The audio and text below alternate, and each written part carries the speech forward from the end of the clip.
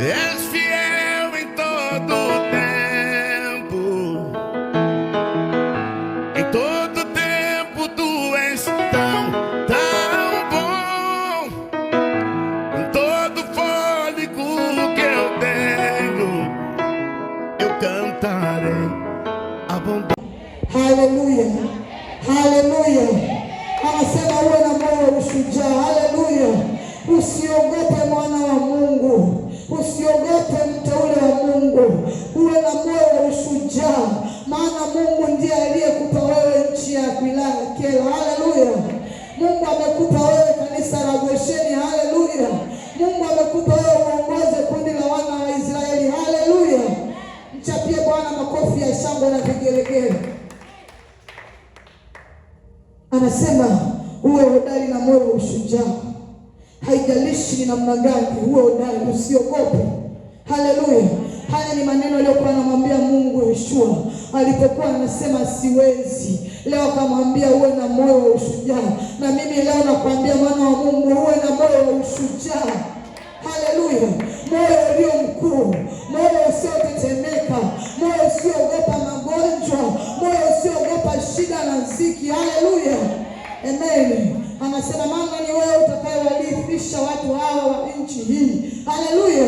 Wewe ndiye utakayeongoza wana wa Israeli, utaongoza wana wa Gosheni, utaongoza taifa letu la Tanzania. Haleluya. Kwa kuomba kwako Tanzania itaenda kusimama. Haleluya. Maana ushujaa uko ndani yako, hautaogopa. Amen. Anasema watu hawa niliowapia baba zao ya kwamba nitawapa. Amekupa kanisa la Gosheni, amekupa uongozi. Usiogope. Haijalishi ni vita inakuja, lakini usiogope. Haleluya. Vile wanapoezi na kwenda kupanda kwa ajili ya kwenda kumwabudu Bwana, piteni mbele.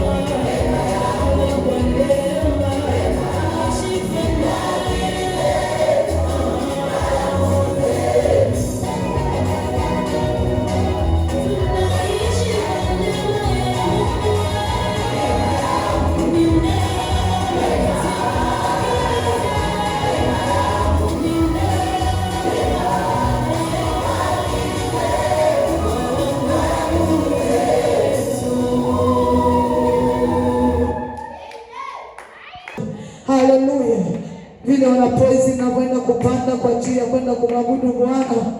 Piteni mbele wote na praise. Haleluya. Andaa moyo wako, tunapoenda kumwabudu Bwana mahali hapa.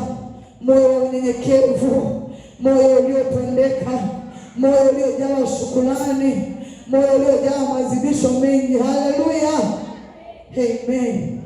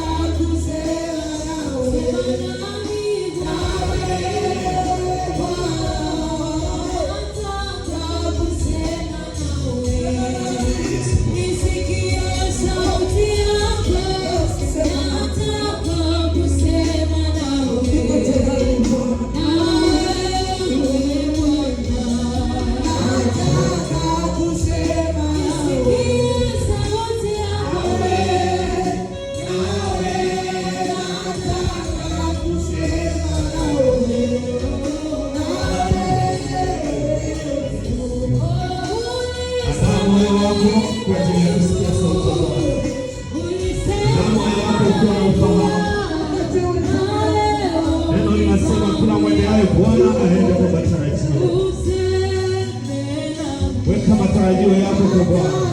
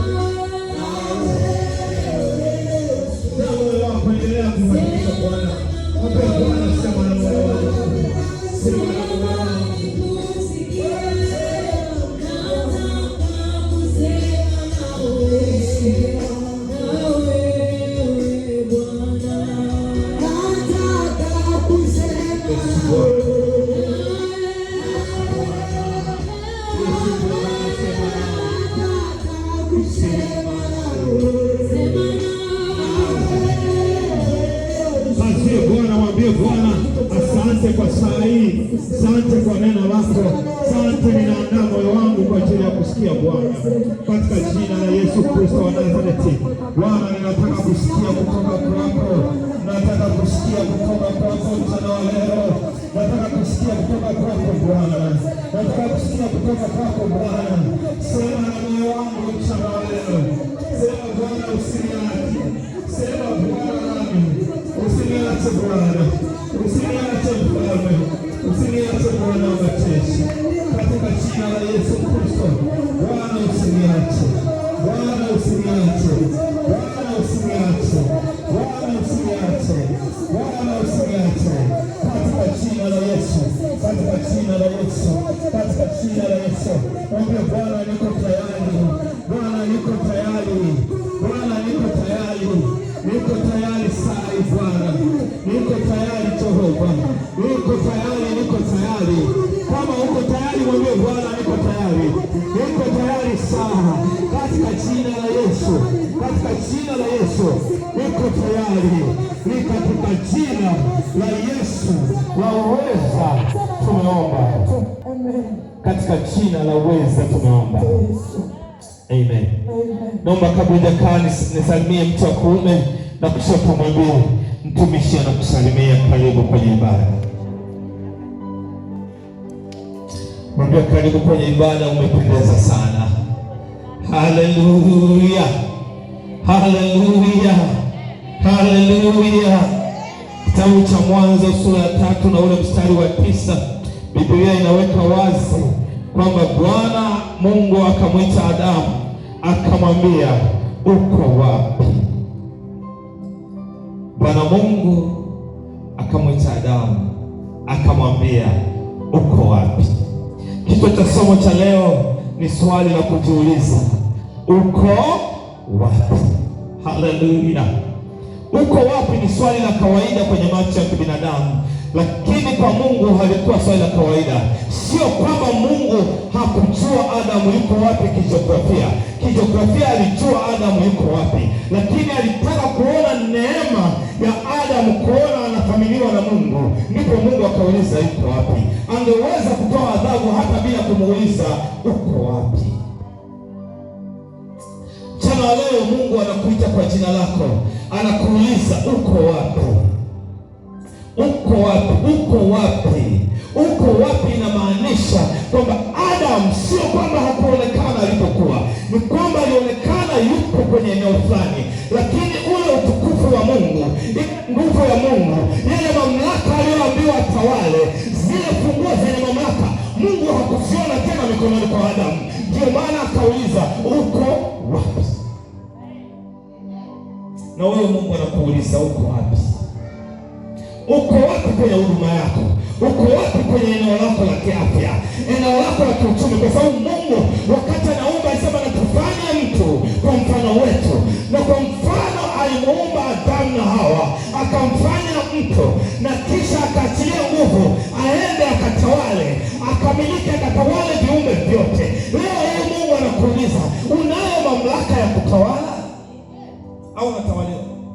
Hebu fikiria, simba akaingia huko akaunguruma ngwapi, nani anabaki hapo? Kama tabaki nyosha mkono, ambaye anajua atabaki. Hata akija tuko na jeshi hapa akapiga ile tu, watu hapa hatuonekani. Ile mamlaka iko wapi? Uliumbwa utawale, uliumbwa ubadilishe mambo ambayo wanadamu wameshindwa wa kawaida. Wewe extraordinary kubadilisha vitu ambavyo wengine wameshindwa, kwako vikatokeze. Lakini wewe ni miongoni mwa watu wanaolia uchumi mgumu. Wewe uko wapi? Haleluya.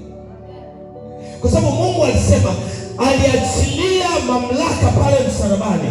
Biblia inasema Yesu alifanyika maskini ili mimi niwe tajiri. Alifanyika dhaifu, laana, ili mimi nitembee kwenye baraka. Je, baraka hizo kwenye uhalisia wa maisha zipo? Ndio maana nakuuliza uko wapi? Kwa jina lako uko wapi? Anza kufanya tathmini wewe binafsi kipekee. Una nafasi ile Mungu aliyokuachia, au kuna mahali umepotea?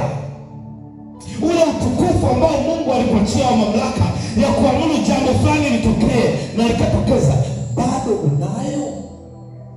Sasa kumuuliza jirani, uko wapi? Hujamwelewa, mtikise, mwambie uko wapi mwenzetu? Mbona hatukuoni ibada za katikati? Uko wapi? Hatukuoni kwenye ibada ukiwahi? Uko wapi? Kwenye maisha ya kawaida unaweza ukajiona upo kanisani. Hata mtu mwingine saizi anajiona yupo kanisani, amekaa kwenye kiti hapa kanisani, lakini uhalisia hayupo kwenye kiti, yupo kajutumele. Uko wapi? Haupo kwenye eneo lako la mamlaka. Kwenye hali ya kawaida tunakuona upo. Ni kweli, nikimwangalia pale namuona Mabambale, lakini je, Mbambale upo? Moyo wake uko wapi? Yeye yuko wapi? Mchana wa leo Mungu anaturudisha, anatukumbusha, anatuuliza tuko wapi? Aliachilia neema, nendeni mkazae mkaongezeke, lakini wewe mpaka saa hizi unahangaika kutafuta mtoto. Swali, je, uko wapi? Ilikuwa ni kawaida wakati wa kupunga kwa jua Mungu alikuwa anamtembelea Adam bustanini. Siku ilipofika na majira yalipofika ya kukutana, Mungu akatembea bustanini, anamtafuta Adamu. Anajua Adamu tunatakiwa tukutane kwenye location fulani, lakini Adamu kwenye ile location hayupo. Adamu hayupo kwenye utawala. Adamu haonekani kwenye uwepo wa Mungu. Adamu haonekani na utukufu wa Mungu. Mungu akimwangalia Adamu anaona giza, haoni ile nuru, haoni mamlaka. Akauliza, Adamu uko wapi? Maana ninayemuona sio Adamu niliyemzoea. Na kwenye maisha ya kawaida tumekuwa watu wa kawaida, hatuonekani. Mungu anatuuliza tuko wapi? Ile mamlaka tuliyoachia nao ya kutawala, ile mamlaka ya kumiliki, ile mamlaka ya kufanya maamuzi ipo wapi? Mchana wa leo Mungu anatoa wito, urudi kwenye nafasi yako, usimame uweze kuwa mtawala. Ni swala la uamuzi wa mtu binafsi. Anza kuangalia uko wapi. Je, ni shughuli za dunia za kusonga? Hauonekani kwenye uso wa Mungu kwa sababu uko bize shamba. Hauonekani kwenye uso wa Mungu kwa sababu uko kwenye vikao vya masengenyo. Hauonekani kwenye utukufu wa Mungu kwa sababu uko kwenye usinzi. Hauonekani kwenye utukufu wa Mungu kwa sababu uongo imekuwa ni kawaida yako. Ndio maana unapishana na baraka zako. Mchana wa leo unakuuliza, uko wapi mwana wa Mungu? Nataka urudi kwenye nafasi yako. Yeye asiyowezekana yakawezekana. Kuna majira ambayo Mungu alisema utukufu wa mwisho utakuwa na nguvu. Ni wakati wa utukufu wa kanisa. Kanisa lazima litofautishwe. Kanisa la mazoea limepitwa na wakati. Ni wakati wa kugeuza vitu visivyowezekana na kuwezekana. Leo ni ibada yetu ya mwezi wa 5. Ni ibada ya kwanza ya mwezi wa 5. Mungu anataka turudi kwenye nafasi yetu. Ile nafasi ambayo watu walikuwa wakija hapa ambao wamekufa, wamepoteza tumaini, wanainuka. Mnakumbuka Ezekia? Ezekieli alikuja hapa akiwa ametupwa kwenye mto, lakini tulifika tukaita, ambayo hospitali ilishindikana na kwa waganga ilishindikana, lakini alipokimbilia hapa, ile kanisa lenye uamsho lililosimama na kuomba, ile kijana akawa hai. Liko wapi? Liko wapi? Mungu anauliza, wako wapi? Wale watenda kazi wako wapi ambao walikuwa tayari wanapigiwa simu saa 5 usiku na wanafika kwenye huduma? Leo unaulizwa, uko wapi mwana wa Mungu? Kwa nini watu saizi wanapita tu, hawapo kama mwanzo? Zamani ilikuwa mambo yakiharibika, mgonjwa amemkata tamaa, wanaelekezwa mpeleke sehemu fulani. Leo iko wapi? Watu mnataka kukaa kwenye viti, mnataka kustarehe, mnataka kukaa mnakula tu na kunywa. Ile nafasi yenu mlioitiwa kwa Bwana iko wapi? Ninauliza mchana wa leo, na Mungu anauliza kwa kubembeleza, Adamu, Adamu, uko wapi? Uko wapi Adamu mwanangu? Adamu akasema, niko hapa, nimejificha, maana niko uchi. Uchi ni nini? Sio utupu kama unavyofikiria. Aliona mamlaka haipo, ile nguvu ya kiroho haipo, ule utukufu wa Bwana haupo, akajikuta mkavu. Leo hii kuna mtu anafanya dhambi ya usinzi na ndani ya nafsi yake ni mkavu, na anakuja anaimba, wala haoni kama kuna tatizo. Uko wapi? Ndani hakuna hukumu. Uko wapi? Nisaidie kumuuliza jirani yako, uko wapi? Unaweza kukaa nyumbani muda wa ibada na usisikie ndani msukumo. Uko wapi? Inakuweje mtu unajua tunaenda kwenye maombi saa 3, wewe unakuja saa 4:15, saa 4:30, unakuja kama mwali ambaye anaenda kuolewa. Watu wengine wametangulia kumwandalia makao. Yesu ndiye anatakiwa aje akute ukiwa umekaa tayari, sio wewe ya kukute umeawa tayari. Jiandae mwana wa Mungu, hujui saa wala muda wala dakika atakayokuja. Hadi Adamu alijua muda wa kukutana na baba yake, alijua majira na nyakati Bwana anakuja kumtembelea. Wewe hujui ni saa ngapi Bwana atafika, ni muda gani anakutembelea. Ewe mwana wa Mungu, jiweke tayari, kaa kwenye position ili uweze kukutana na nguvu za Mungu. Mchana wa leo, kila kilichopotea, kila kilichokuwa kwenye maisha yako hakiwezi kuisikia sauti ya Mungu wala hakionekani, ambacho umekuwa unahangaika unatafuta, unahangaika leo ukaangalia kufanya hiki uweze kupata uchumi wako, kwa sababu unahangaika, hujui hata uchumi wako unapatikana wapi. Leo mchana tunauliza uchumi uko wapi? Haleluya, haleluya, haleluya, haleluya. Ile mamlaka ya kusema ifikapo tarehe fulani jambo fulani leo limetukia, iko wapi? Ninaona Mungu mchana wa leo akukumbuka wewe ambao umeteseka na magonjwa kwa muda mrefu. Leo usiondoke hapo ukiwa mgonjwa. Ipo neema, ipo neema, ipo neema mahali hapa. Ipo neema inayofanya yasiyowezekana yakawezekana mahali hapa. Tumeona utukufu wa Mungu ukiwa mkubwa sana mahali hapa. Leo hii napata shuhuda ya dada yangu, mtoto wangu ambaye amejifungua mtoto wa kike.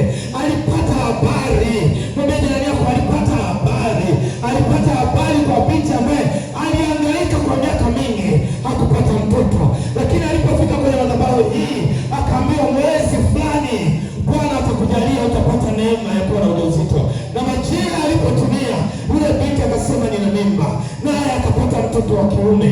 Baada ya kupata mimba, akawa ni wa kwanza kupeleka habari njema kwa watu wengine. Ndipo akaja dada yetu mwingine kutoka boda, akasema nimezunguka kwenye makanisa, lakini nimepata habari za mlima huu, nimepata neema inayotembea katika mlima huu, nami nimekuja ili nimuone Bwana. Alipokuwa mahali hapa, nikamwambia mwezi ujao majira kama haya utatoa ushuhuda. Na baada ya mwezi mmoja akasimama akasema Bwana ametenda. Haleluya. Nikamwambia siku moja kwamba ninaona kuna jambo litafanyika, ninaomba mume wako aje. Mume wake hakuweza kuja.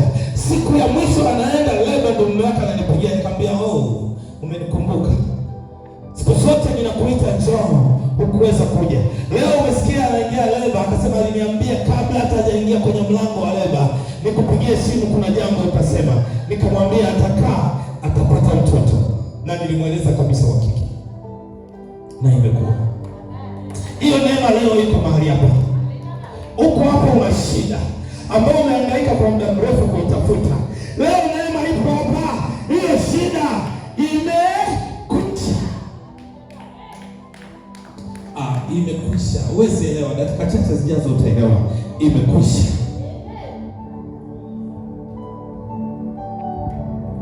Maana swali uko wapi? Mungu alikuwa anataka kujua uko wapi wewe kiroho, uko wapi katika wito wako, uko wapi katika uhusiano wako na Mungu. Ni swali la kujitambua, sio swali la kuhangaika. Ukisoma, hebu nisome katika kitabu cha Korinto wa pili sura ya 13 na ule mstari wa 5. Korinto wa pili 13 na mstari wa 5, haraka nasoma. Haraka. Wakorintho wa pili sura ya 13 na ule mstari wa 5.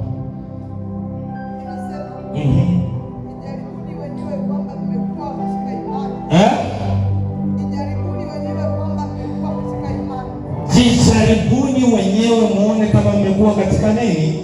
Imani. Maana yake swali hilo ni kujitathmini. Haleluya. Kujitathmini. Haleluya.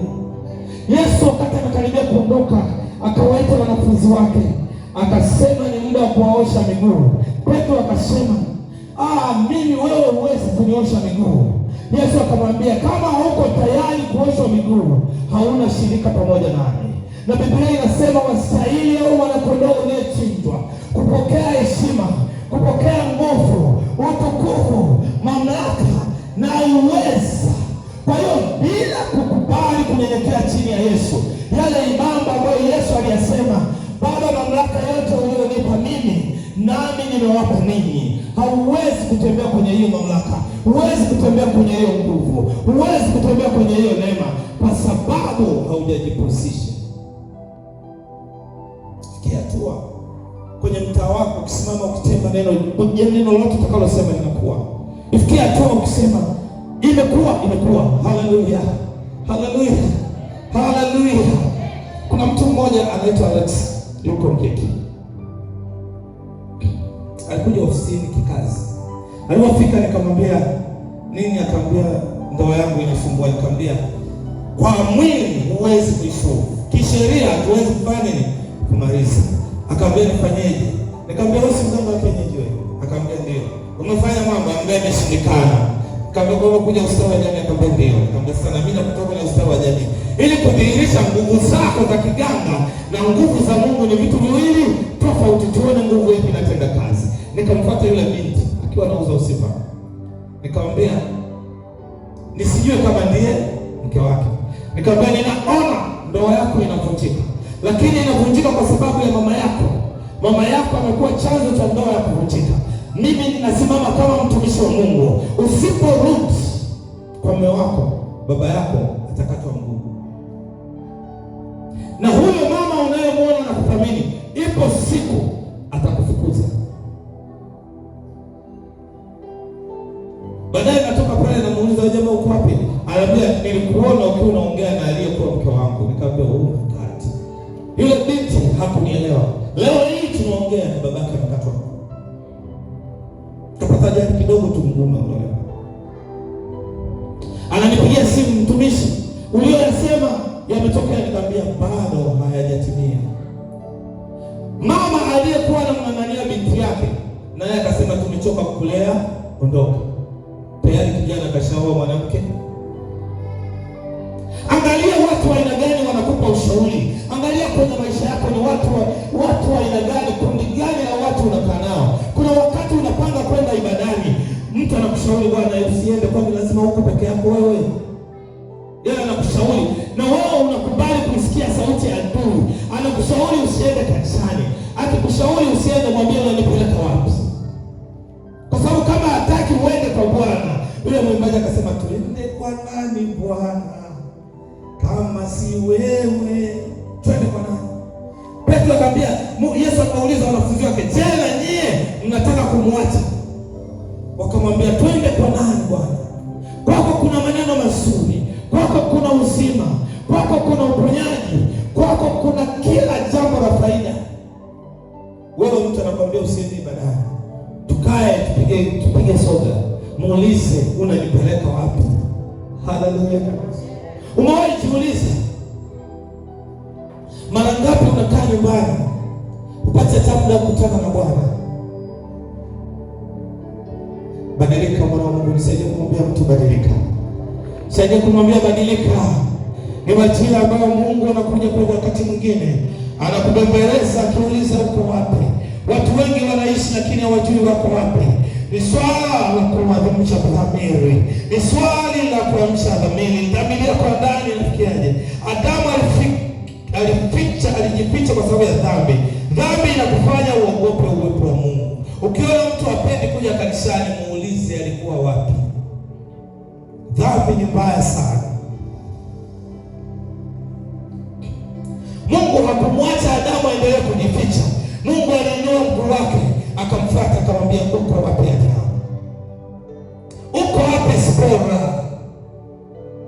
Uko wapi mbaya unaonekana mara moja? Uko wapi? Mungu anauliza uko wapi? Mungu bado anakujali. Mpaka sasa unauliza swali, Mungu bado anakujali.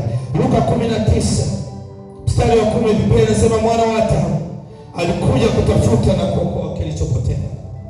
Alikuja kutafuta na kuokoa kilichopotea. Wa kwanza aliyekuwa amepotea ni mimi. Hata wewe ulipotea, ndio maana uko hai mpaka leo. Ni kwa sababu neema ingalipo inakuhifadhi. Upo sio kwa sababu umefanya jambo jema. Upo kwa sababu bado hujatimiza kusudi la wewe kuwepo duniani. Ni lazima ujiulize, ujitathmini, kusudi la mimi kuishi duniani ni kwa ajili ya kula? Hata maandiko yanasema chakula si kwa ajili ya tumbo. Je, wewe upo kwa ajili ya nini? Saidie kumtikisa jirani, mwambie jirani yangu, ninakupenda sana. Mchana wa leo Mungu anauliza unaishi kwa ajili ya nini? Anakupa jibu. Anaishi kwa ajili ya nini? Mtu yote anaishi kwa ajili ya kusudi la Mungu, anatembea na Mungu. Mtu ambaye haishi kwa kusudi la Mungu anatembea na shetani. Na unaweza usijue ni lini umekutana na shetani. Sikiliza, nataka nikwambie, muda ambao unatembea wewe unaenda kanisani taratibu, wewe sio wanakimbia. Sikiliza, siku zote nawaambiaga mjifunze hata kwa kuangalia filamu. Zile filamu zinapokuja haziji kwa ajili ya kukubembeleza, zinataka ujifunze. Angalia filamu nyingi nyingi sasa zinaelekeza mambo ya ulimwengu wa roho wa giza. Filamu nyingi ni ulimwengu wa nini? Wa giza. Nyinyi wao mnaangalia filamu sita, mnaangalia kama mimi. Haleluya. Haleluya. Haleluya. Haleluya. Haleluya. Wao mnaangalia sisi mnaangalia hivi. Wangapi mnaifuatilia ile Nyota Njema? Wangapi mnaifuatilia ile Nyota Njema? Unamwona madam amewekwa kwenye karatasi. Karatasi imeenda kufungwa kwenye nini? Kwenye mti. Upepo ukipuliza na akili zake zinazidi kuwa nani? Kichaa. Maana yake unaweza ukawa unatembea duniani, lakini wewe umewekwa kwenye shimo bila wewe kujua. Kuna tabia unafanya lakini uzitaki. Lazima ujiulize uko wapi? Hizi tabia ninazozifanya mbona sio za Mungu? Tafanya tathmini. Wewe ni mzinzi, ujue uko kwa nani? Uko kwa nani? Mungu anakuuliza uko wapi mwanangu? Uko wapi mchana wa leo? Unajua wewe uko wapi? Wala sihitaji kusema, ila ukitaka niseme nitasema. Can I speak something? Yeah. Oh, glory be to God. Tamani niseme kwa habari ya mtu mmoja leo, lakini majira ya Bwana yakifika nitakwambia. Usiondoke mpaka nimekwambia habari zako. Habari zako ni hizi, habari njema ni hii. Uko wapi mwanangu? Mungu anataka urudi kwenye eneo lako. Huu mwezi wa 5 ni mwezi wako. Ni mwezi wako wa kuinuka na kumiliki. Ni mwezi wako wa kumiliki tawala zako. Ni mwezi wa maamuzi kwenye maisha yako. Unaweza ukaamua miezi 7 iliyobaki. Kuanzia leo unaweza ukaamua miezi iliyobaki. Ni swala la uamuzi wako. Ni kuchagua leo, sio kesho wanangu. Chagua leo. Mimi nimechagua kubaki nyumbani kwa Bwana. Sijui wewe. Haleluya. Haleluya kanisa. Dalili kwamba hujui wapi ulipo ni kama hizi. Kwanza unakuwa una hamu ya maombi. Ukiona wewe una hamu ya maombi, hujui hata uko wapi. Biblia imekuwa nzito kusoma. Unafanya mambo bila hatia. Yaani unasema uongo kabisa. Unajua kuna watu wameokoka wanasali, lakini anaweza kusema uongo na ndani ya moyo wake kuna amani. Yaani kama wewe unaweza kufanya dhambi na amani katawala, goipumba ya kuongo.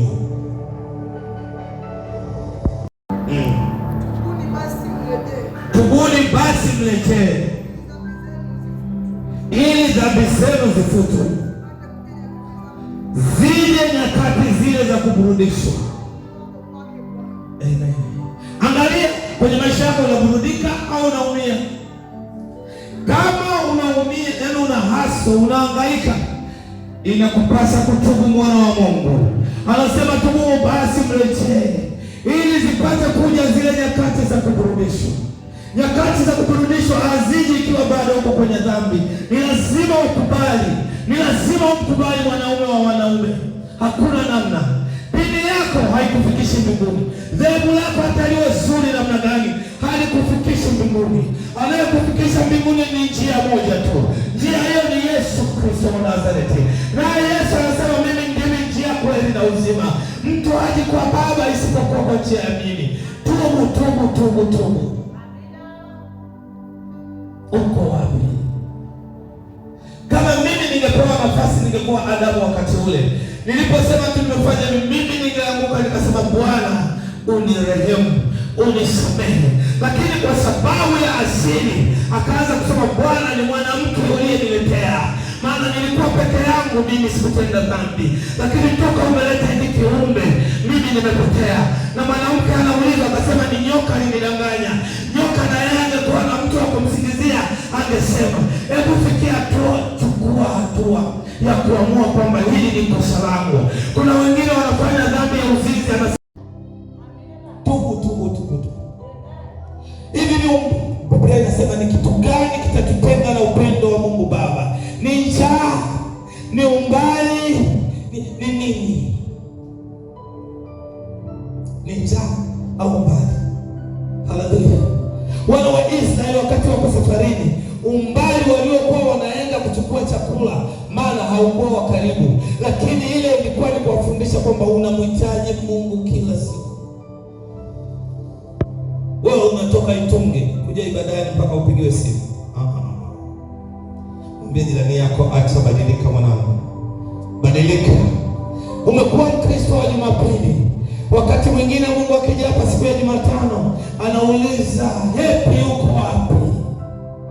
Anakuja na kutafuta kwa jina lako. Kuna majira unapishana na Bwana, kuna muda Bwana anakutafuta wewe kipeke yako, hatafuti kundi, anakutafuta wewe. Anatakiwa kukuta sehemu fulani. Pusa, kama usingekuja kwenye mkesha, hata huo mpenyo wa fedha usingeweza kuuona, lakini ni kwa sababu Mungu alijua atakutana na wewe. Kuna mahali unatakiwa kukutana na Mungu. Ni wapi unakutana na Mungu, mtu wa Mungu? Haleluya. Kuna wakati niliamua nikasema, mimi nilizaliwa kwenye dini nzuri. Kama dini nilizaliwa kwenye dini nzuri, tena dini ya kistaarabu. Unazifahamu dini za kistaarabu? Haleluya. Ukiingia kanisani unasema mtakatifu, mtakatifu. Ukifika na kwenye kona unachukua na maji, unasema yeah. Dini nzuri, kanisa nzuri, lina urembo na mapicha, lina kila kitu. Lakini nilipofikia hatua nikasema, no, nimekuwa kwenye dini hii muda mrefu, lakini bado ni yule. Hii ni pasa kuchukua maamuzi. Dini haikupeleki mbinguni, wala dhehebu halikupeleki mbinguni. By the way, dhehebu ni njia ya mwanadamu kumtafuta Mungu, ila Yesu ni njia ya Mungu kumtafuta mwanadamu. Mkubali Yesu leo, mkubali Yesu leo. Naomba utubu leo, kubali kunyenyekea chini ya mkono wake. Badilisha mwanzo mpya, anza safari upya na Yesu.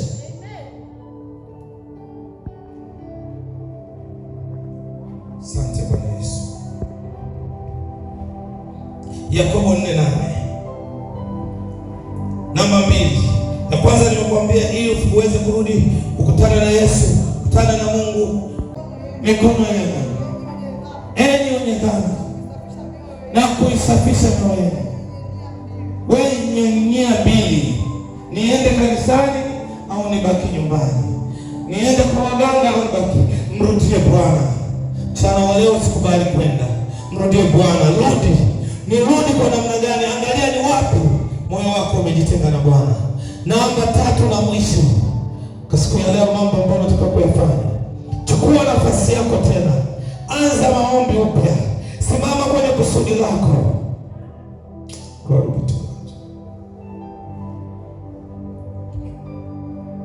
Asante Roho Mtakatifu. Leo Mungu anakuita kwa jina lako. Uko wapi?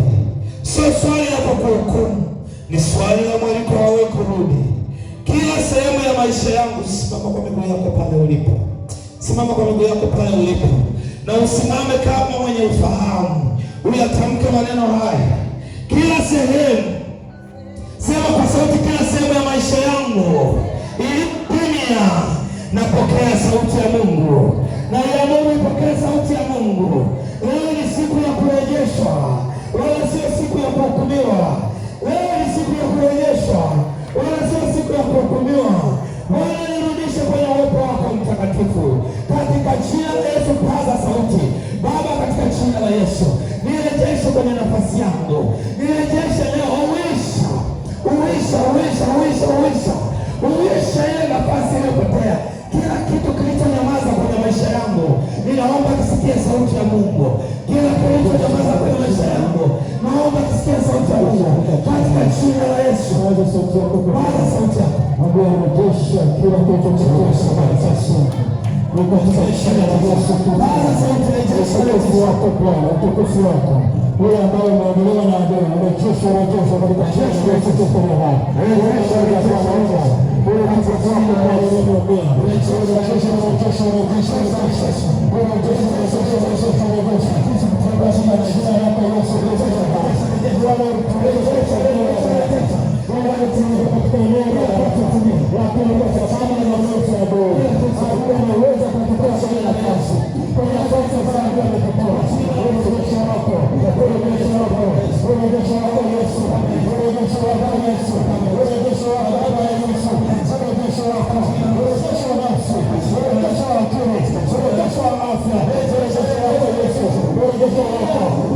watoto wako, rejesha kanisa lako.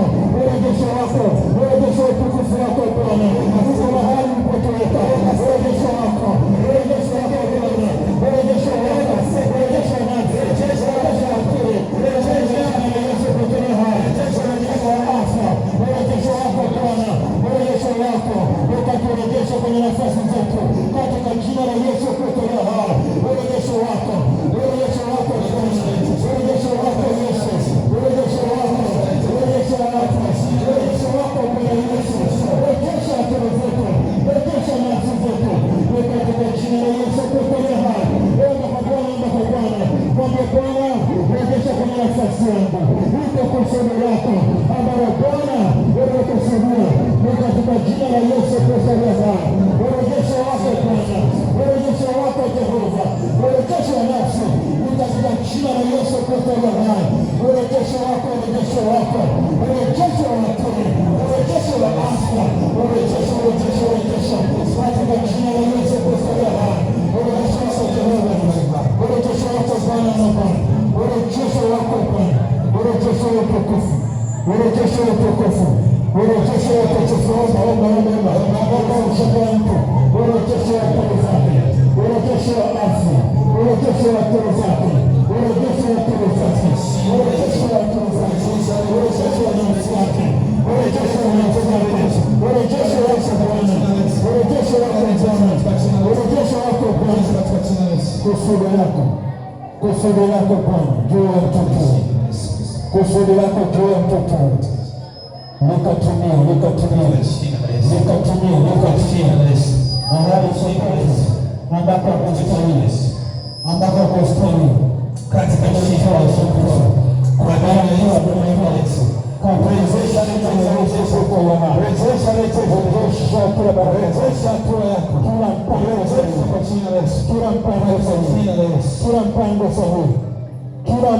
sahihi, kila mpango sahihi ukatumia giza lolote ambalo adui analiweka, giza lolote ambayo adui analiweka juu yake, ninalitawanya hilo giza,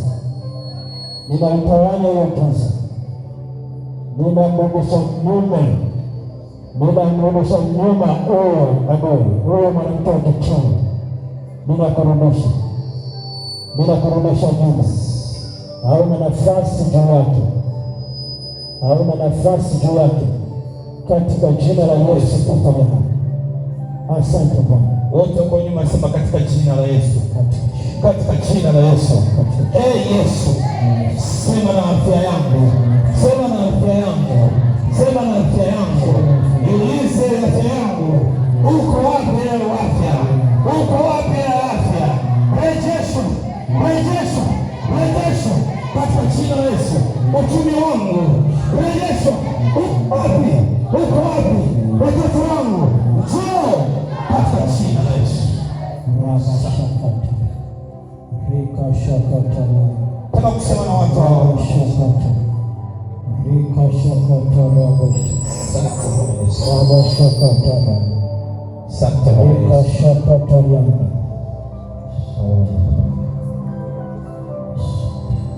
Mzee, nataka leo utoke hapo ukiwa mzima.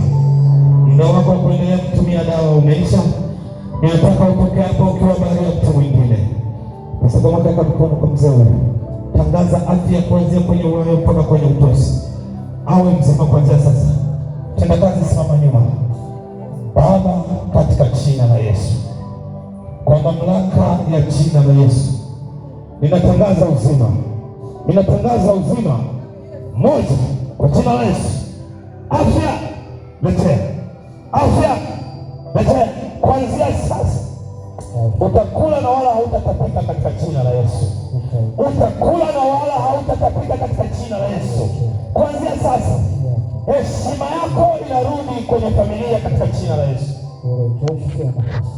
Father, katika jina la Yesu Kristo.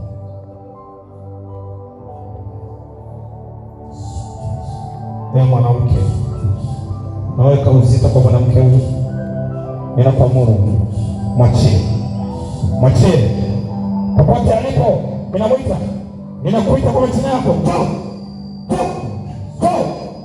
Kwa jina la Yesu ninakuita popote ulipo. Mwanamke, ninakuita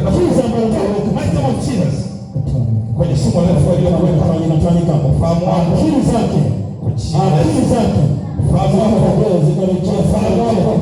Ufahamu wako ambao umewachia shimo chake alikokuwa na nafasi inafanya udhaifu au inafanya yako. Toka kwa jina la Yesu, kwa jina la Yesu, kwa jina la Yesu. Ninaachilia mamlaka, kwa mamlaka ya ndani yako. Sasa una nafasi leo. Hauna nafasi leo, hauna nafasi. Kwa jina la Yesu hauna nafasi mwanadamu. Kuanzia sasa hautakuwa na nafasi. Ninamfungua mwanamke. Kila hazina yao yote sana na vikanichi. Nafasi mpya. nafasi mpya, nafasi mpya katika jina la Yesu Kristo.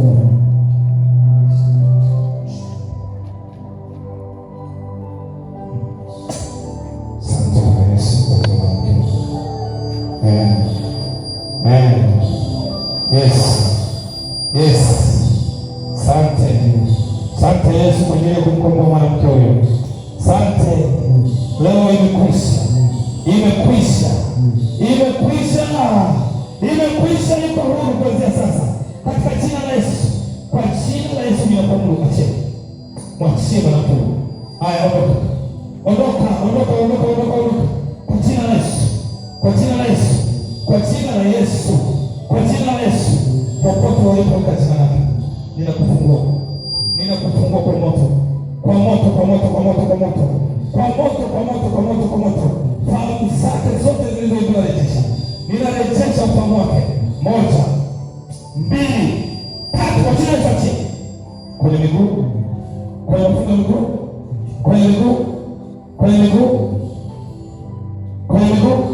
Achia kwenye miguu. Katika jina la Yesu Kristo. Kwa jina la Yesu uko huru.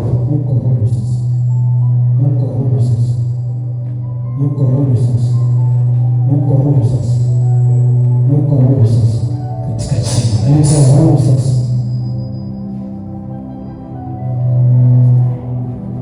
Katika jina la Yesu.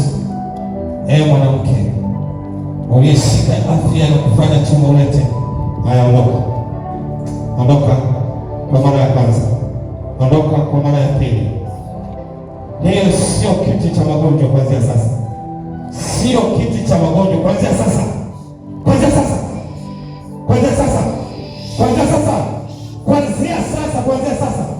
Kuanzia sasa muda huu ninatoka moto.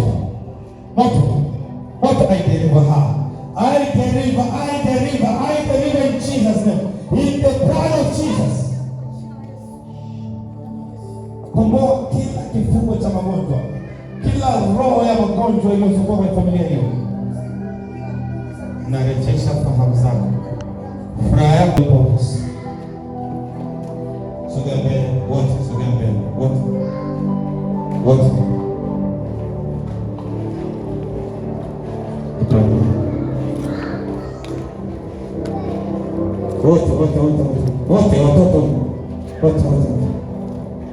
Mbona unaacha nafasi?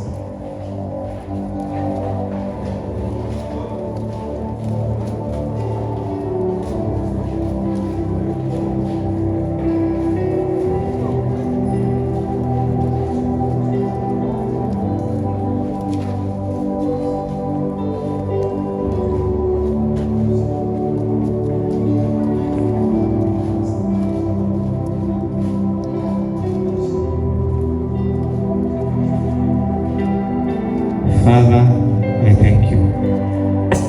Thank you, Father. In my name of Jesus. Sasa na neno lako Yesu, ulivyoeleza mtumishi wako Adamu ya kwamba uko wote.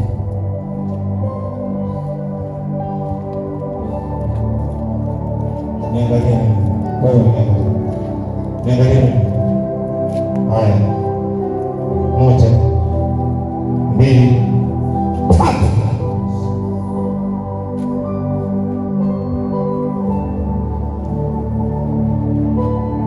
Haya, chia.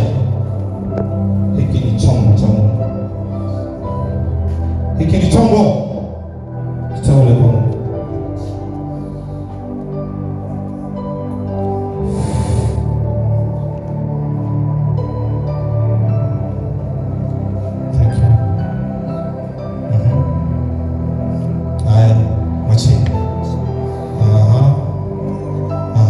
Ulijificha.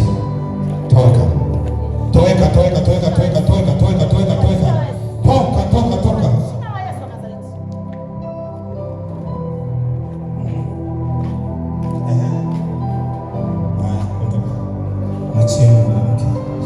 Wala ndoa yake haitavunjika tena. Kwa jina la Yesu, kila uchawi, kila uganga ambao uliachiliwa kwa ajili ya kwa jina la Yesu. Out. Hapa tungefanya nini? Mwachie mwanamke huyo. Mwachie. Haya, out. Haya. Ondoka, sio sehemu yako. Ondoka, sio sehemu yako. Ondoka. Unaondoka. Hauwezi kukaa mahali hapo. Unaondoka kwa jina la Yesu. Huwezi kujificha hapa, huwezi kujificha. Uko wapi leo mchana? Yesu anauliza uko wapi? Twende. Mwachie mwanamke. Mwachie.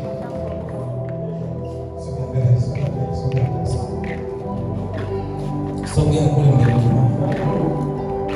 Sogeza mbele. Sogeza kabisa. Una afya, una uzima.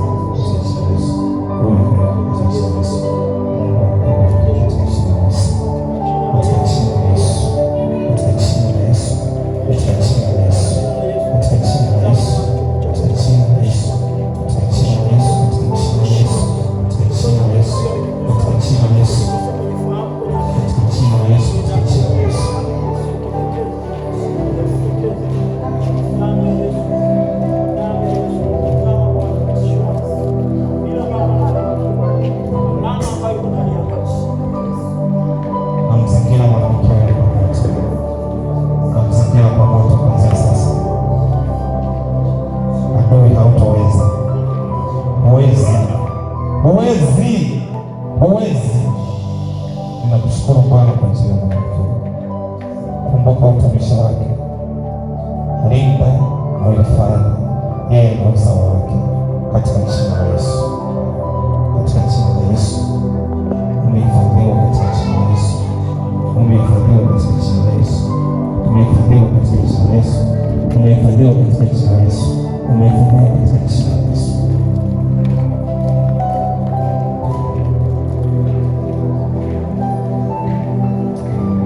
Simama kwa miguu yako, mwambie Bwana Yesu, ninakushukuru. Ninakushukuru kwa sababu ya wema na fadhili zako. Simama pale, mwambie Bwana Yesu, ninakushukuru. Labda kama unaumwa ndio kaya, simama.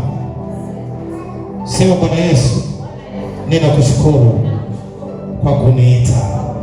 Kipekee umeniita kwa jina langu.